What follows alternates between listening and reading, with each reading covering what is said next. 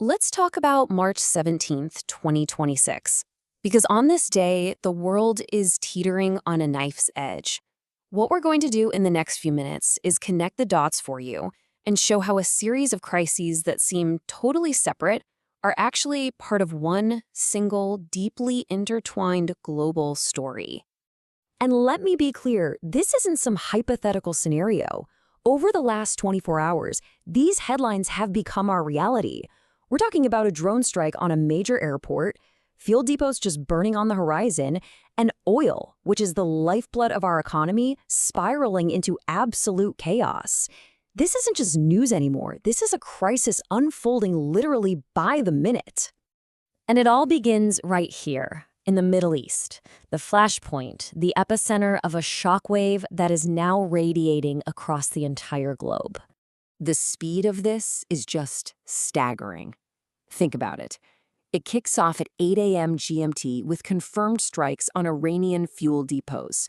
By 11:30, before a lot of people have even had lunch, the markets are in a full-blown panic as oil smashes past a critical threshold. By mid-afternoon, there's a direct hit on civilian infrastructure. Dubai's airport is literally on fire. And by the evening, an entire continent's leadership is scrambling into emergency meetings. This is a crisis moving at the speed of light. This is the number that has everyone holding their breath. Over $100 per barrel.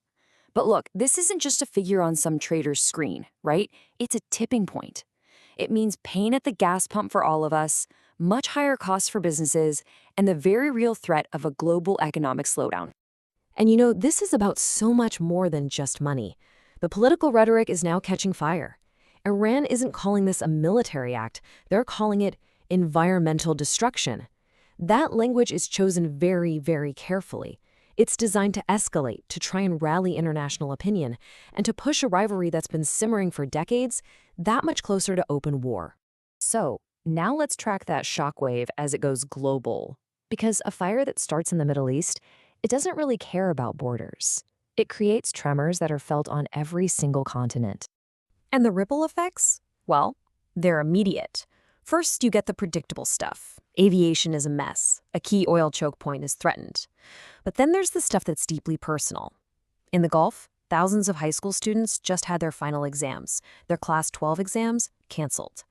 And that right there, that's the moment a huge geopolitical crisis walks right into your home and completely upends your future. Absolutely no one is immune here. The European Union, heavily dependent on energy imports, is on high alert. The Americas are bracing for some serious economic adjustments. African economies, many of which are already fragile, are facing crippling price hikes. And over in Asia, home to massive energy consumers, the risk of runaway inflation is immediate. It's a perfect portrait of just how vulnerable we all really are. All right, so let's bring this whole story home to India, where this international crisis is basically pouring gasoline on an already burning fire of domestic politics.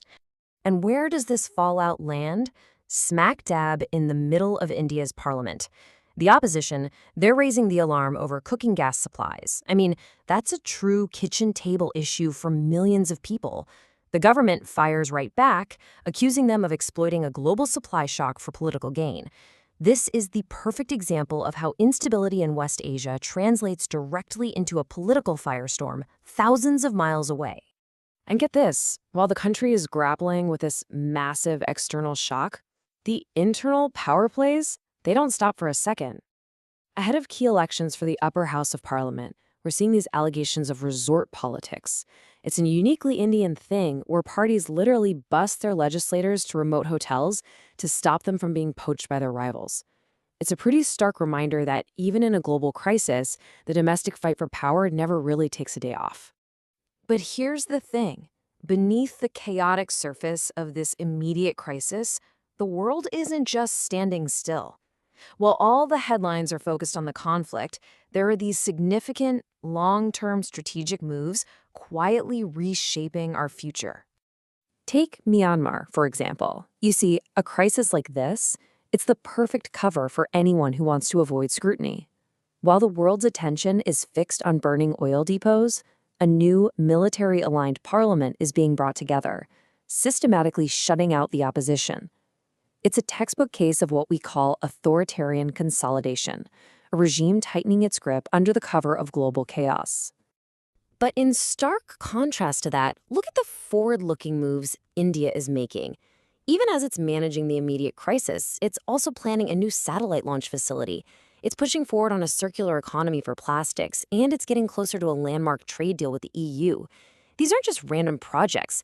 They're huge, long-term strategic bets on technology, sustainability, and global integration. So, after a day that's been this intense, the big question on everyone's mind is what on earth happens next? To understand that, we need to pull back from the headlines for a second and look at the deeper forces at play. You know, when you really connect all the dots from today, what you start to see is this collision of three incredibly powerful forces. The strikes in the Middle East, that's the timeless struggle over energy. India's move to launch new satellites, that's the global race for technological dominance. And the political infighting in parliament, that is the huge challenge of domestic political fragmentation. These aren't separate stories at all. They're basically three currents in the same massive, fast-moving river, and they're all driving the events we've just witnessed. Which leaves us with this final, really critical thought. We are living in a moment where multiple crises, energy, political, and economic, are all converging at the same time. So the crucial question we have to ask ourselves, and it's a big one, is whether this convergence represents a moment of unprecedented danger, or is it a painful but maybe necessary catalyst for transformation? Honestly, the answer to that is still being written.